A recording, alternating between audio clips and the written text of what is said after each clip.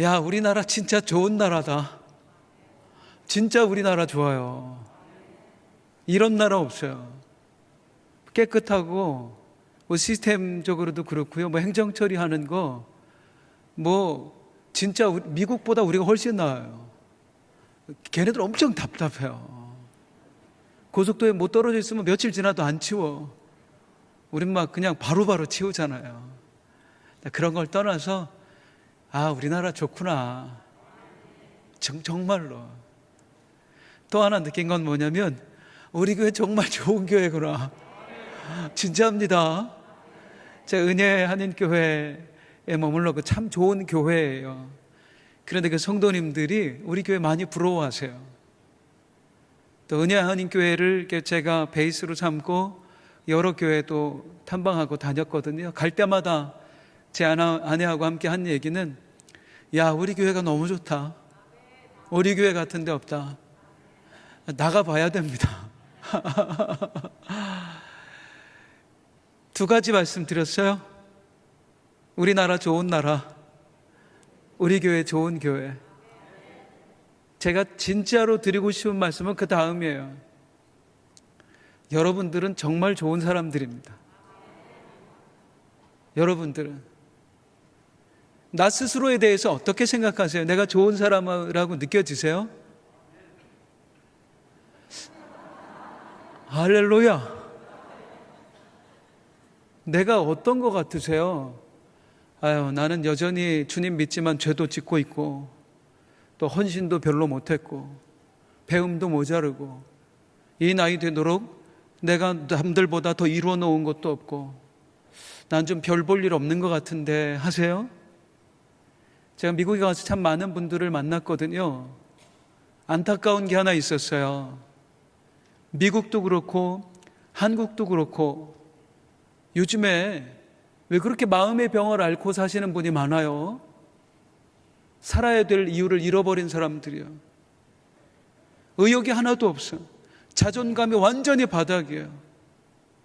그리고 마지못해 죽지 못해 사는 사람들이 왜 그렇게 많아요? 아무래도 삶의 형편이 많이 어렵다 보니까 미국도 물가가 정말 살인적이에요. 우리보다 상대가 안 돼요. 한국도 많이 어렵대요. 힘들고 어렵다 보니까 더 마음이 무너지는 것 같아요. 저는 그렇게 마음이 혹시 무너져 내리고 계실지 모르는 우리 안산 빛나교회 사랑하는 가족들에게 우리 하나님 아버지의 마음, 그 말씀을 그대로 전달해 드리고 싶습니다. 주님 우리에게 말씀하십니다. 사랑하는 아들아, 내 딸아, 너는 특별하다. 너는 참 좋은 사람이다. 오늘 그 말씀 들려드릴 거예요. 오늘 본문으로. 내가 특별하다고 느껴지세요? 왜? 많은 걸 이루셨나요? 대단한 업적이 있으세요?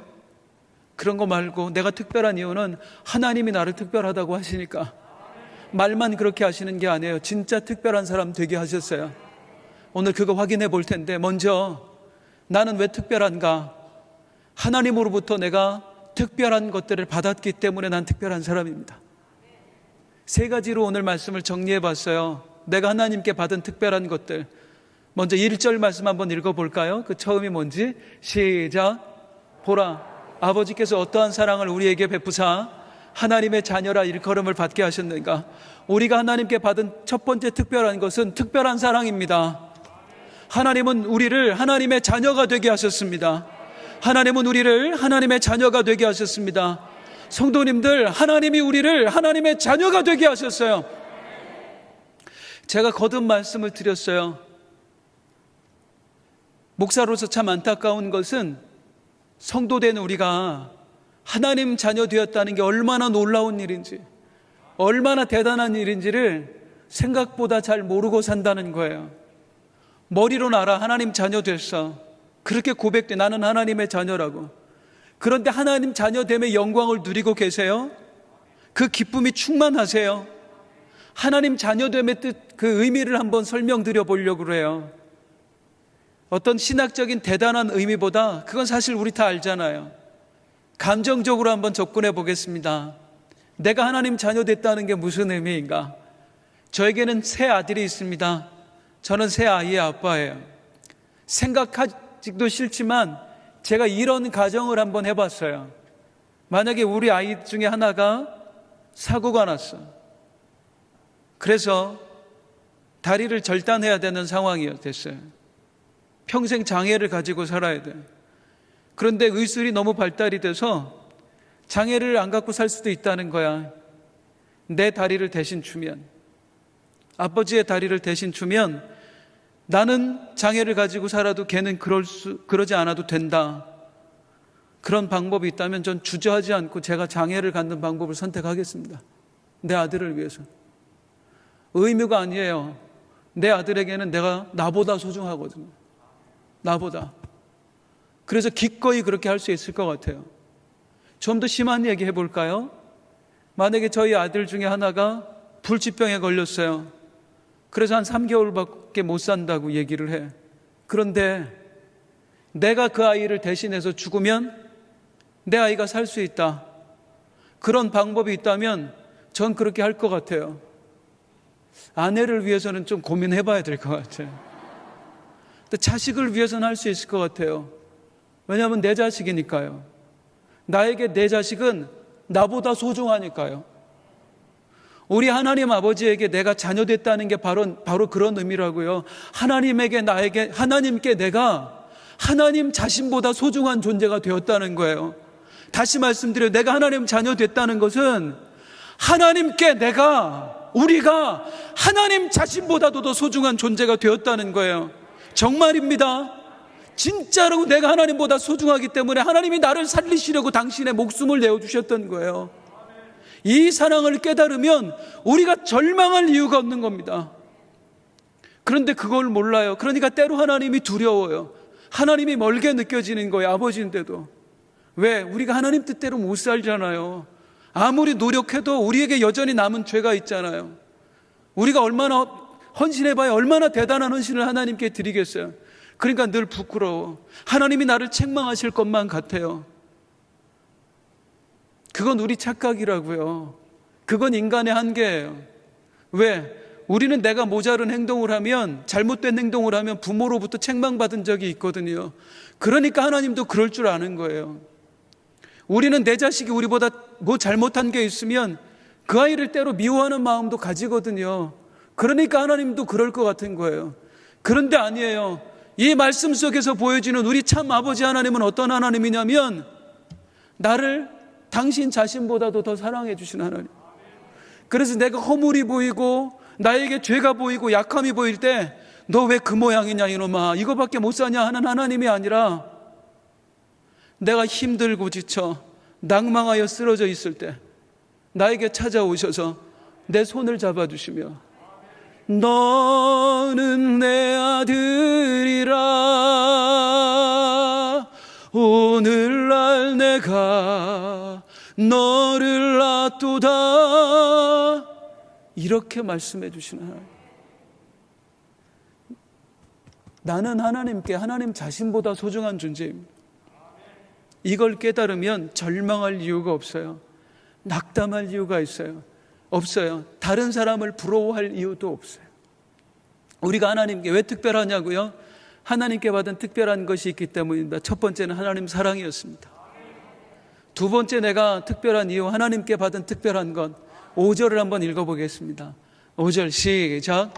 그가 우리 죄를 없애려고 나타나신 것을 너희가 아나니 그에게는 죄가 없느니라. 우리가 하나님께 받은 특별한 것 두 번째는 특별한 은혜입니다. 어떤 은혜요? 죄사함의 은혜입니다.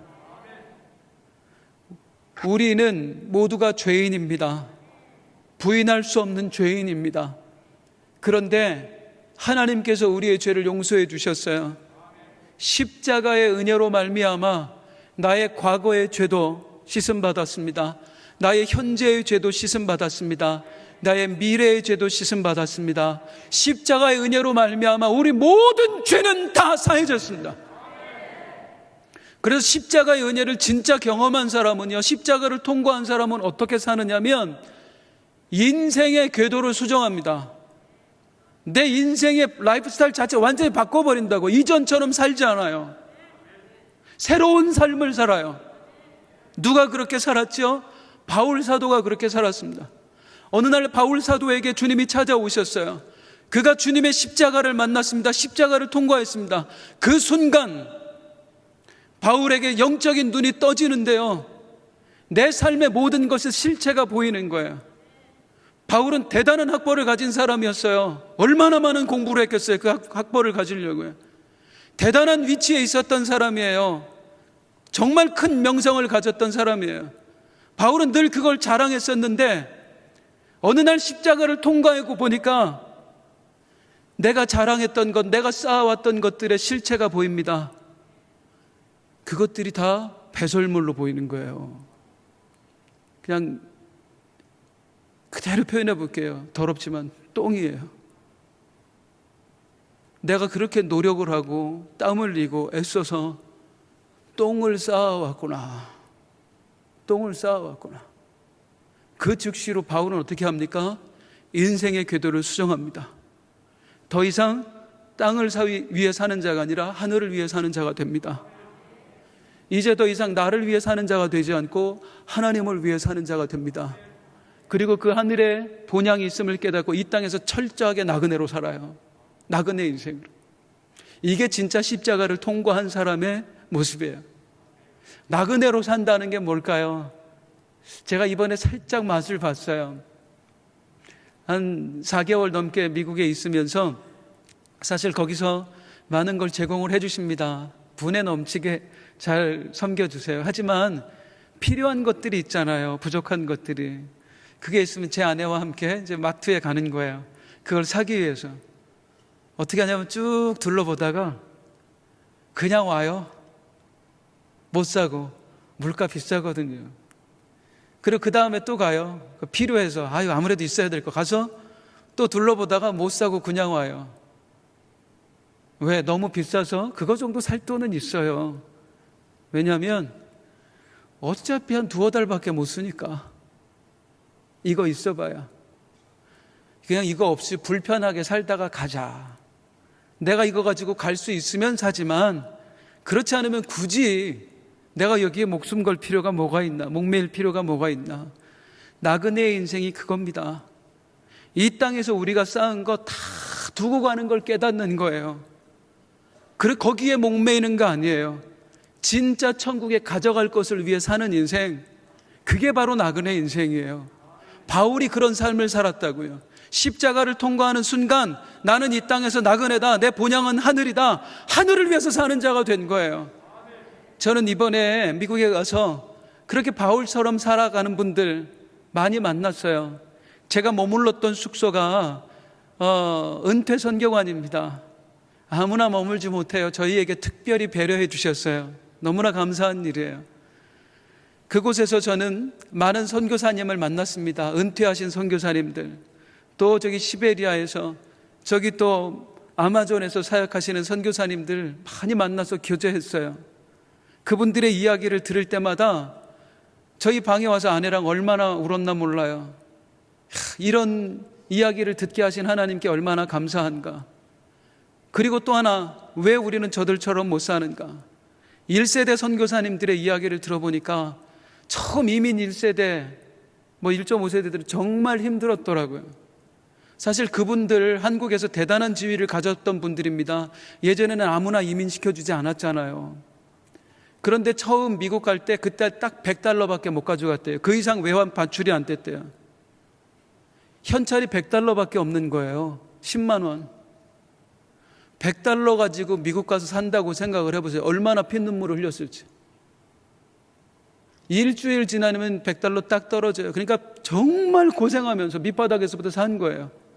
그렇게 살아서 내가 쌓아왔던 재물들, 집, 사업장, 자동차, 그 모든 것들, 어느 날 십자가 앞에서 서는 순간 이 땅의 것이 아무것도 아니고 오직 천국이 진짜임을 깨닫는 순간, 그분들은 자기가 피땀 흘려 쌓아왔던 그 모든 것들을 교회에 다 바치고 선교사로 떠났습니다.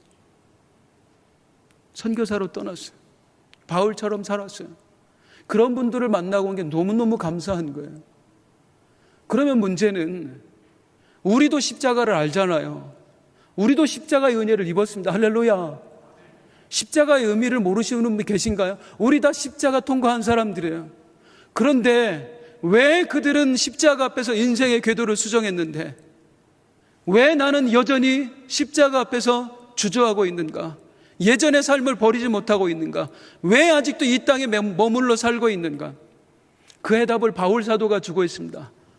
바울은 어떻게 그렇게 살 수 있었는가? 바울은 자기 자신에 대해서 이렇게 고백합니다. 나는 죄인 중에 괴순이라. 바울이 십자가 앞에서 본 것은 무엇이냐면 내가 얼마나 악한 사람인가? 내가 얼마나 큰 죄인인가? 죄인 중에 괴순이라 무슨 말이에요? 이 땅에 나보다 더 큰 죄인은 없다. 내가 죄인이다, 큰 죄인이라고 느끼니까 하나님의 은혜가 너무너무 커 보이는 거예요. 내가 큰 죄인이라고 느끼니까 더 이상 죄인의 모습을 가지고 살아갈 수가 없는 거예요. 그래서 이제 예수를 위해 살기로 작정하는 거예요. 드려지는 거예요. 우리가 십자가를 통과했습니다. 우리는 십자가 의미를 압니다. 그런 우리가 정말 십자가 정신으로 살기 위해서 필요한 게 무엇이냐면 바로 그것입니다. 내 죄인됨을 깊숙이 들여다봐야 된다는 거예요.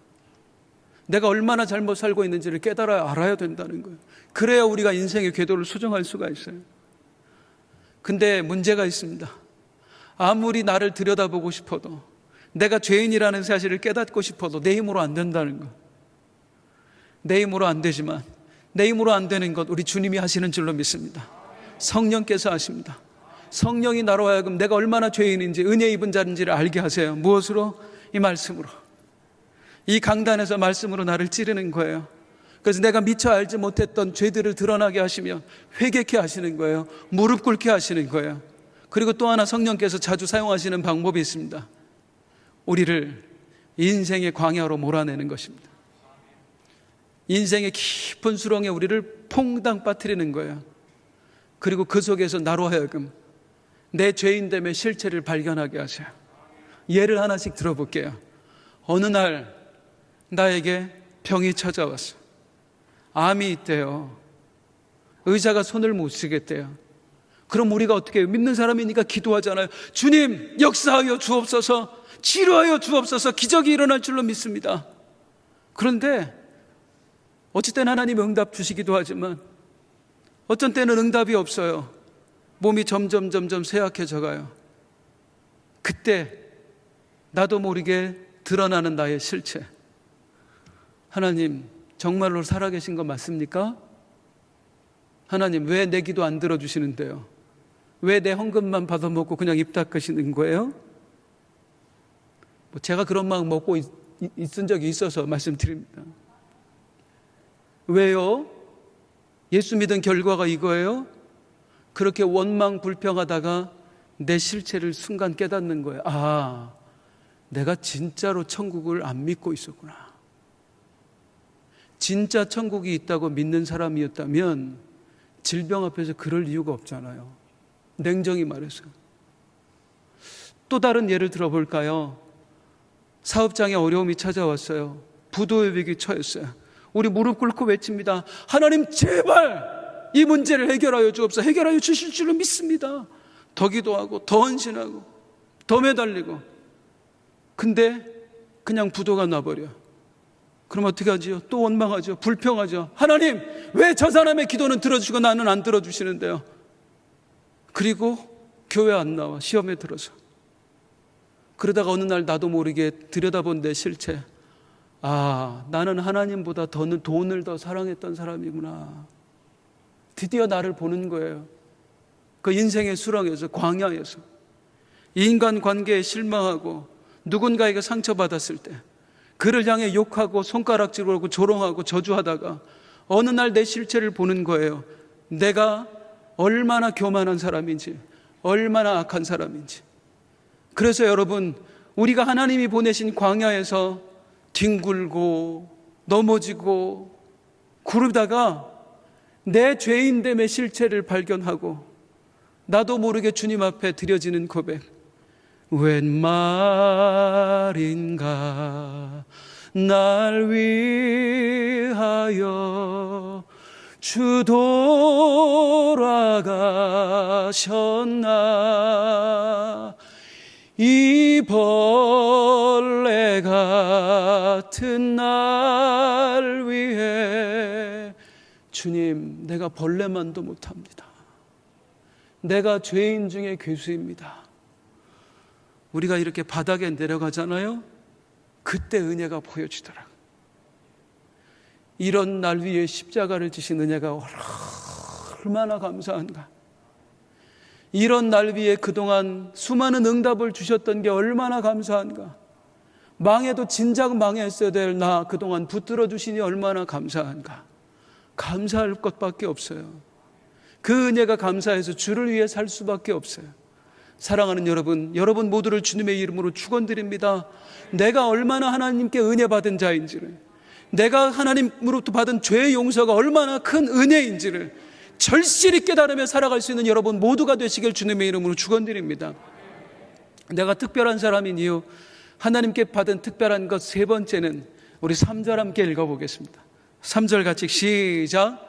주를 향하여 이 소망을 가진 자마다 그의 깨끗하심과 같이 자기를 깨끗하게 하느니라. 아멘.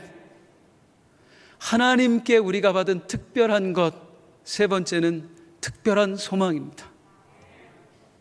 어떤 특별한 소망이요? 하나님께서 우리에게 천국의 소망을 주셨어요. 천국이 어떤 곳입니까? 눈물 없는 곳, 고통 없는 곳, 오직 기쁨과 감사와 환희만 넘쳐나는 곳.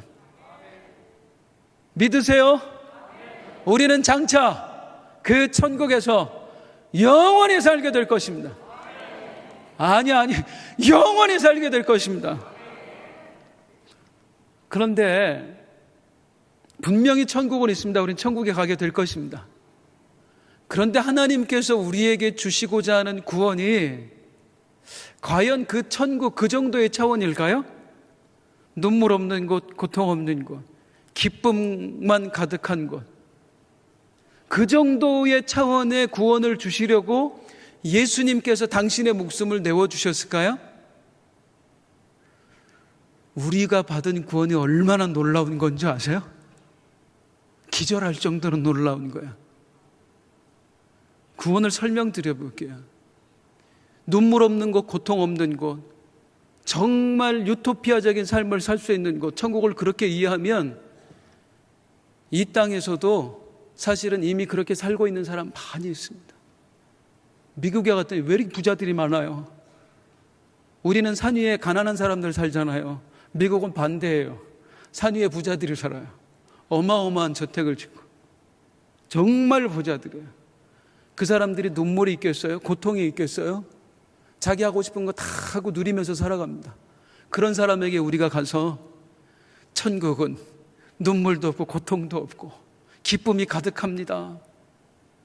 먹힐까요? 이 땅에서 이미 그렇게 살고 있는데, 그 정도를 누리고 있는데, 그럼 한번 생각해 보잔 말이에요, 성도님들. 이 땅에서도 돈만 있으면 누릴 정도의 천국을 하나님이 주시기 위해서 당신의 목숨까지 주셨을까? 그 정도 차원의 천국을 주시기 위해서? 아니라고요. 구원에는 더 깊은 차원이 있어요. 오늘 본문을 통해 그걸 설명드릴게요. 하나님이 주신 구원의 소망이 어느 차원인가 하면, 조금 전에 우리가 3절 읽었는데 그 구원의 소망이 무엇인지를 2절에서 설명합니다. 2절 같이 읽겠습니다. 시작. 사랑하는 자들아, 우리가 지금은 하나님의 자녀라. 장래에 어떻게 될지는 아직 나타나지 아니하였으나 그가 나타나시면 우리가 그와 같을 줄 아는 것은 그의 참모습 그대로 볼 것이기 때문이니, 그가 나타나시면, 주님 다시 오시면 우리가 누구처럼 된다고요? 예수님처럼 된대요. 이게 진짜 구원입니다. 우리가 예수님처럼 되는 거. 주님이 우리에게 하나님이 주시고 싶었던 것. 그냥 가서 눈물 없는 곳, 고통 없는 곳에 사는 정도가 아니라 우리가 주님처럼 되는 것. 이게 무슨 의미냐면, 여기서 오해는 없으시기 바랍니다. 우리가 주님처럼 된다는 게 주님처럼 뭐 무리를 걷게 된다, 뭐 오병이어의 기적을 일으키게 된다, 그런 차원이 아니에요. 주님과 우리는 분명히 구별이 있습니다. 우리 주님은 하나님의 유일하신 독생자 친아들이십니다. 할렐루야. 그분은 신이에요. 하지만 우리는 인간이에요. 우리도 하나님의 자녀입니다만 우리는 하나님의 자녀됨을 성경은 이렇게 표현합니다. 로마서에 보면, 로마서 8장 15절에 보면 우리가 하나님의 양자다. 자, 다시 설명드려요. 예수님과 우리는 하나님의 자녀이지만 예수님은 하늘에 하나님의 친아들이세요. 우리는 하나님의 양자 양녀들이에요. 이 차이가 있는 거예요. 이걸 제가 오해했었어요. 이 양자됨을 그렇게 대단하게 생각해 본 적이 없어요. 제가 이번에 미국에 가서 다른 자녀들을 입양해서, 그러니까 양자들을 키우고 있는 여러분들을 만났었습니다. 제가 그분들을 만나면서 망치로 한 대 맞은 것 같았어요. 그분들과 대화하는데 그분들의 마음에는요, 친자식과 양자의 구별이 조금도 없더라고요. 똑같이 살아요. 똑같이 나눠져. 똑같이 아파요. 오히려 양자에게 더 마음을 쏟아. 불쌍해서. 그걸 보고 느낀 게, 하나님의 양자 된다는 것이 무엇일까요? 생각을 해봤는데요. 그거더라고요. 내가 하나님이 나를 양자로 삼았다는 것은 하나님께서 나를 예수님처럼 귀하게 여기신다는 거예요. 당신의 친아들이신 예수님처럼 귀하게 여기신다는 거예요. 실제로 그렇습니다. 그러니까 예수의 목숨을 대신 주시죠. 나에게 하나님에게 나는 예수님 같은 존재예요. 하나님은 나를 예수님처럼 사랑하십니다. 예수님처럼 귀하게 여기십니다. 그래서 하나님은 나를 진짜 예수님처럼 귀하게 여기시기에 그 누구에게도 줄 수 없는 특권을 나에게 허락하셨어요. 그게 로마서 17장 21절에 나옵니다. 요한복음 17장 21절에 나옵니다. 사실은 이 말씀이 제 인생을 바꿔놓은 말씀이었어요. 저를 목사 되게 했던 말씀이었어요. 이 요한복음 17장 21절은 예수님께서 십자가를 지시기 전에 하나님께 드렸던 기도예요. 아버지, 내가 당신의 뜻대로 십자가를 지겠습니다. 그러니 이런 일이 일어나게 해주세요 라고 예수님이 고백했던 것, 뭐라고 말씀하는지 볼까요? 아버지께서 내 안에, 내가 아버지 안에 있는 것 같이 그들도 다 하나가 되어 우리 안에 있게 하사 세상으로 아버지께서 나를 보내신 것을 믿게 하옵소서. 이게 예수님이 십자가를 지신 가장 큰 목적이었습니다. 그들도 우리 안에 있게 하사. 자, 설명 드려요. 그들이 누구예요, 성도님들? 우리예요. 우리, 하나님 믿어 하나님의 양자가 된 우리를 누구 안에 있게 하사? 우리 안에 있게 하사. 예수 믿는 사람들을 우리 안에 있게 하사. 예수님이 말씀하시는 우리는 누구예요? 성부, 성자, 성령, 삼위일체 하나님이십니다. 삼위일체 하나님 안에는 감히 인간이 상상할 수도 없는 사랑의 교제가 이루어집니다. 신뢰의 교제가 이루어집니다. 이 하나님의 교제 속으로는 그 어느 피조물도 범접할 수 없어요. 그리고 그게 어느 정도의 교제인지, 어느 정도의 친밀함인지, 어느 정도의 사랑인지 감히 우리가 상상할 수도 없어요. 그런데 놀라운 사실이 무엇이냐면 하나님의 목적은, 나를 양자 삼으시는 목적은 진짜 나를 친아들처럼 여기셔서 성부, 성자, 성령의 교제 속으로 들어가게 하신다는 거예요. 오직 하나님만 누릴 수 있는 그 친밀한 교제를 나도 그분과 함께 누리게 해주시겠다는 거예요. 이런 종교가 어디 있습니까? 이게 진짜 복음이에요. 이게 얼마나 놀라운 일이야. 우린 사실 감히 상상이 안 돼요. 저도 그게 어느 수준이 상상이 안 돼요. 본 적이 없으니까. 감히 인간이 헤아릴 수 없는 수준이니까. 그런데 이 말 한마디로 설명을 드려볼게요. 이게 얼마나 놀라운 일인지, 우리가 당한 일을, 우리에게 하나님이 베푸신 일을 천사도 흠모하니라. 천사가 부러워 미치는 겁니다. 저들은 어찌하여 이런 복을 받았는가, 이런 영광을 누리는가. 그런데 그 영광이 우리에게 어떻게 왔어요? 우리가 대단한 헌신을 드렸나요? 우린 천사보다 헌신 못했잖아요. 우리는 여전히 죄인이잖아요. 그럼에도 나를 사랑해 주신 하나님이에요. 그럼에도 나를 일방적으로 당신의 교제 속으로 들여보내신 하나님이에요. 내가 그 정도로 귀한 존재입니다. 내가 그 정도로 특별한 사람입니다. 내가 하나님 삼위일체 하나님의 교제 속으로 장차 들어가게 된다, 그분과 한 가족으로 지내게 된다, 이 사실을 깨닫는 순간, 아니 이게 가슴으로 내려오는 순간, 우리는 더 이상 내가 돈이 없다고, 건강이 없다고, 뭐가 부족하다고 절망할 이유가 없는 거예요. 그 어떤 것이 하나님의 교제 속으로 들어가는 것과 비교가 되겠느냐 말이에요. 이 영광과. 우리는 생각보다 특별한 사람입니다. 우리는 생각보다 놀라운 은혜를 입었습니다. 이 특별한 사람들은 어떤 삶을 살아야 될까요? 특별하니 특별하게 살아갈 수밖에요. 특별한 사람들이 평범하게 살 수는 없잖아요, 성도님들. 특별하면 특별하게 살아야죠. 그럼 특별한 삶이 무엇인가? 오늘 본문은 그 특별한 삶을 두 가지로 나눠서 이야기하고 있습니다. 먼저 3절을 한번 읽어보겠습니다. 시작. 주를 향하여 이 소망을 가진 자마다 그의 깨끗하심과 같이 자기를 깨끗하게 하느라. 특별한 우리는 특별하게 살아야 됩니다. 어떻게? 깨끗하게 살아야 됩니다. 다시 말하면 거룩하게 살아야 됩니다.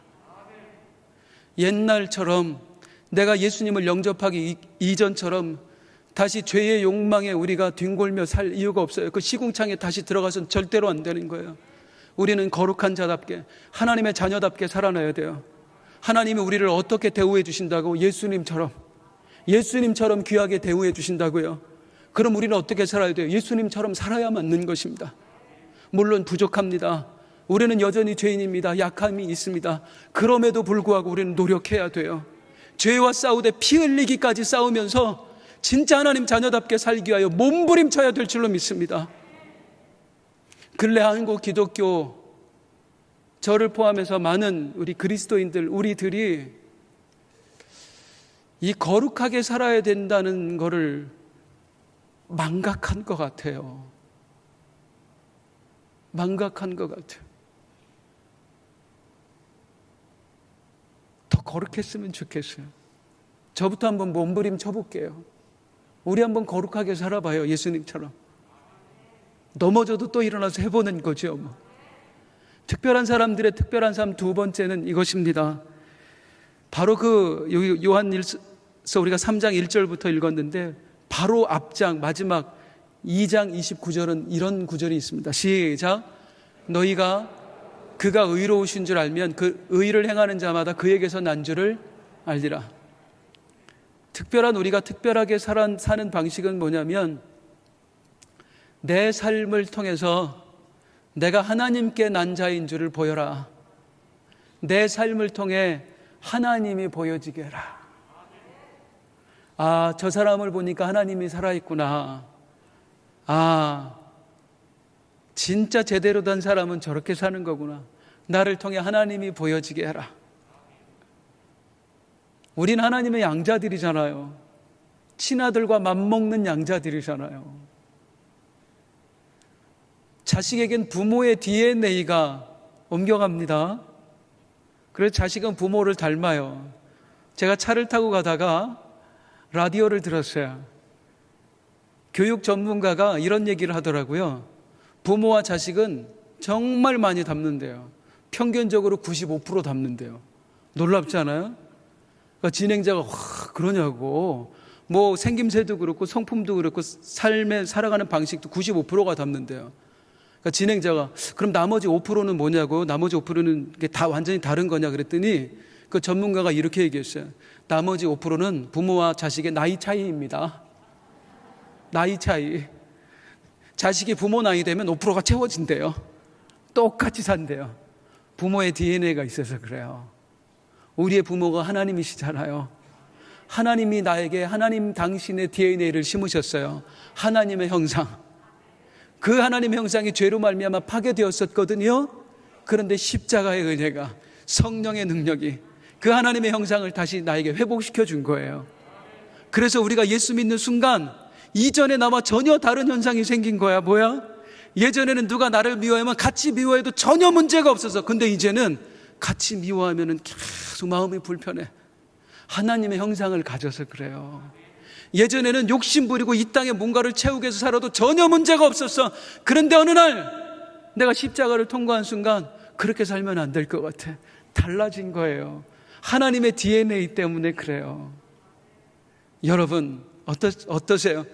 여러분의 모습을 통해서 하나님이 보여지고 있습니까? 하나님 아버지가. 마지막 하나의 이야기를 전해드리고 오늘 말씀을 맺겠습니다.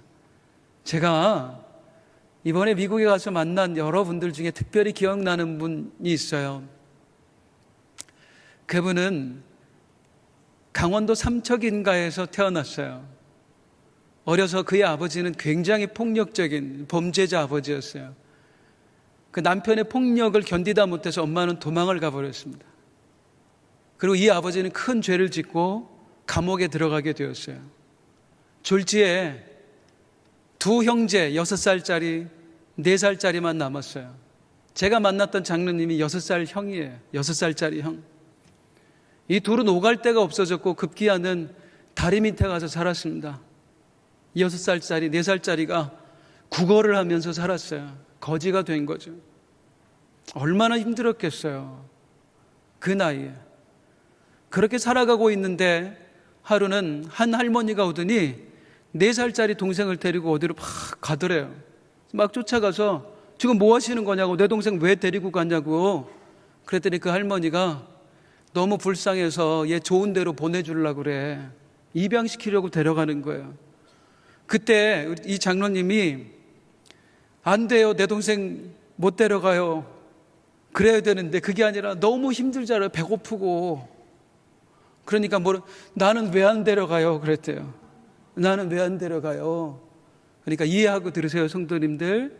그 할머니가 너는 병신이라 안 돼. 다리를 절었거든요. 장애가 있어요. 그렇게 버림받았어요. 이제 동생도 없이 혼자 거지가 되어서 사는 거예요. 그걸 하면서. 다행히 하나님의 은혜로 좋은 사람들을 만났습니다. 홀트 아동복지회, 그 홀트 할아버지를 만났대요. 그래서 그분들의 도움으로 다리도 수술하게 되었어요. 일단 여전히 장애는 있어요. 절으세요. 근데 옛날보다 훨씬 나아졌죠. 이제 입양을 가기 위해서 기다리고 있는데 아무리 기다려도 입양이 안 되는 거예요. 부족하잖아요. 그 당시 규정으로 만 15세가 넘으면 입양이 끝이래요. 더 이상 입양될 수가 없대요. 기적적으로 만 15세가 되기 직전에 입양 신청이 왔습니다. 그래서 미국으로 건너가게 된 거예요. 건너가서 내가 어떻게 입양되었나 사정을 알아보니까 자기를 입양한 아버지가 미국인이거든요. 크리스찬이었어요. 그분에게는 이미 3명의 친자녀가 있었습니다.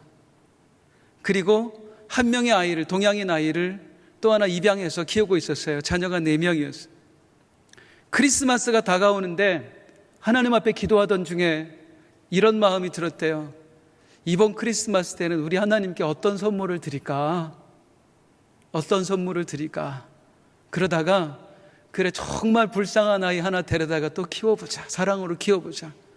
그래서 입양 신청을 한 거예요. 그것도 가장 입양이 안 되는 아이를 데려다가 키운 거예요. 그렇게 입양되어 왔는데 여러분, 아버지에게 매맞고 컸지요. 엄마는 도망갔지요. 동생하고 자기 혼자 남겨졌지요. 이 상처가 가득한 아이가 어떤 모습이었겠어요. 그런데 그 아버지가 이 아이를 키우는 동안 단 한 번도 잔소리를 한 적이 없대요. 싫은 내색을 단 한 번도 모든 걸 품어주고 용서해주고 사랑으로 키운 거예요. 그러면서 점차로 자기가 받아왔던 상처들이 씻겨 내려가기 시작합니다. 그리고 내가 어떻게 하면 우리 아버지를 기쁘게 해드릴 수 있을까? 그러다가 그래, 공부를 열심히 해보자. 공부를 열심히 했대요. 특출나게 잘했어요. 어느 정도로 잘했느냐면 미국 우주항공센터 나사, 나중에 거기 수석 연구원이 됐습니다. 입양된 아이가 대단히 성공한 거죠. 그렇게 있는데 이 아버지가 연세가 이제 많이 들어서 돌아가시게 된 거예요. 그 소식을 듣고 만사 제쳐두고 그 바쁜 사람이 한 달이라는 휴가를 받아서 아버지를 봉양하러 옵니다. 마지막 아버지를 떠나보내기 위해서, 양아버지를.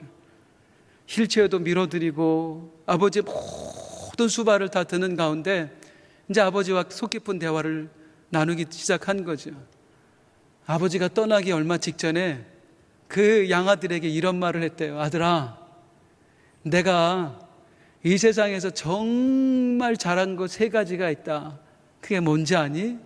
뭔데요, 아버지? 그랬더니 첫 번째는 내가 하나님을 믿은 거야. 그리고 2번째는 네 엄마를 만나서 결혼한 거야. 그리고 3번째는 내가 너를 아들로 삼은 거다. 그 말에 가슴이 뭉클 엄청 큰 감동을 받은 거야. 무려 3번째잖아요. 양아들인데, 친자식들이 있는데. 그런데도 그 아버지가 나는 너를 아들로 삼은 게 내 인생 3번째로 자란 거다. 그 말을 듣고 이 아들이 감동을 합니다. 그렇게 아버지를 떠나보냈어요. 그리고 이 아들이 어떻게 사는 줄 아세요? 아버지처럼. 아버지에게 친자식 3이 있었잖아요. 자기도 자식 3 낳았어요. 그리고 아버지가 2아이를 입양한 것처럼 자기도 2아이를 입양을 해서 키워요. 그 중에 한 아이는 자기처럼 장애가 있는 아이였어요. 이것로도 안 될 것 같아서 한국 입양아협회를 만들게 됩니다. 그리고 수많은 고아들, 버림받은 아이들을 부모를 찾아주는 일들, 새로운 가정을 만들어주는 일들을 지금도 하고 계세요. 양아들이지만 누구보다도 아버지를 닮은 아들, 진짜 친아들처럼 살아가는 아들. 어쩌면 우리를 양자 삼으신 하나님께서 우리에게 바라시는 삶이 아닐까. 예수님이니까 나는 안 돼요가 아니라 나를 양자 삼으신 하나님의 은혜가 너무나 감사해서 내가 그 누구보다도 특별한 은혜를 받았기에, 누구보다 특별한 사랑을 받았기에, 누구보다 특별한 소망을 하나님이 나에게 심어주셨기에 주님, 그 사랑을 입은 나도 특별하게 한번 살아보겠습니다. 이 다짐을 하나님이 원하시지 않을까. 사랑하는 성도님들, 다시 여러분 모두에게 말씀드립니다. 여러분은 정말 특별한 분들이에요. 이제 우리 특별하게 한번 살아봐요. 진짜 특별하게 한번 살아봐요. 찬양하겠습니다.